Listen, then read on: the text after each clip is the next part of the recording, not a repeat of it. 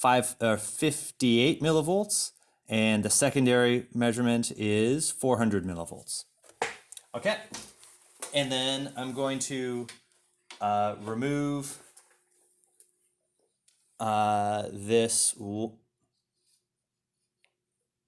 one more time. So I'm going to bring the primary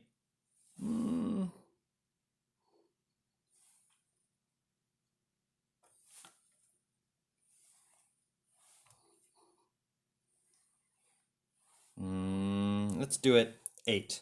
So I have the primary coil 8 centimeters removed from the secondary coil.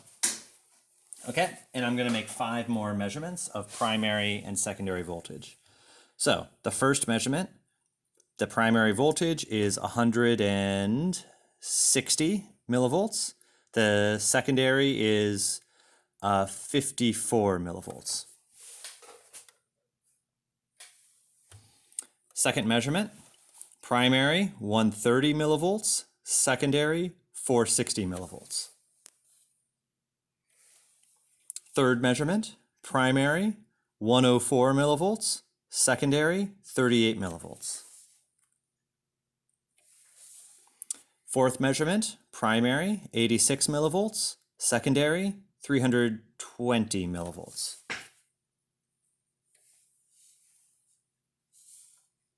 And the last measurement, primary 72 millivolts, secondary 280 millivolts. Okay, that's the end of part A. Now we're going to do part B. So part B involves measuring this process with the 2 solenoids totally together, but measuring how this can behave at different frequencies. So I can change the frequency. If you take a close look here, I'm going to increase the frequency of the sine wave. And you can see that the sine wave gets more bunched up. So what I'm going to do is measure this process at 3 different frequencies. So let's start at a frequency of 600 hertz, which means that the electricity is moving back and forth 600 times every second. I have the 2 solenoids totally together, and as before, I'm going to measure the primary and secondary voltage, that pair of measurements 5 times.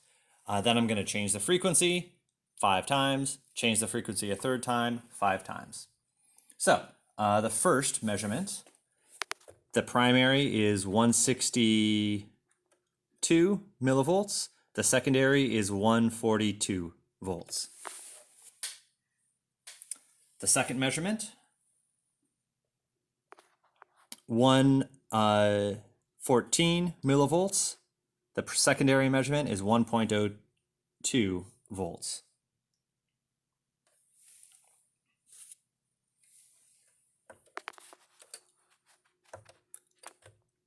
The third measurement, the primary is 92 millivolts. The secondary is 820 millivolts. The fourth measurement, the primary is 74 millivolts and the secondary is 680 millivolts. And the last measurement at 600 hertz, the primary voltage is 56 millivolts, and the secondary is 500 millivolts. Okay, so we're going to switch to our second frequency. I'm going to switch to 800 hertz, and we're going to make 5 measurements. So the first measurement, the primary is 192 millivolts, and the secondary is 1.90 volts. The second measurement, primary 132 millivolts, secondary 1.34 volts. The third measurement, the primary is 104 millivolts, and the secondary is 1.06 volts. The fourth measurement, the primary is 82 millivolts, and the secondary is 820 millivolts. The last measurement at 800 hertz, the primary is 58 millivolts, and the secondary is 580 millivolts. Okay, now I'm going to switch the frequency to a third frequency. So this is 1000 hertz or 1 kilohertz. And again, I'm going to measure the 5 pairs of measurements. I'm going to spread this out because the oscilloscope has an easier time measuring if I zoom in.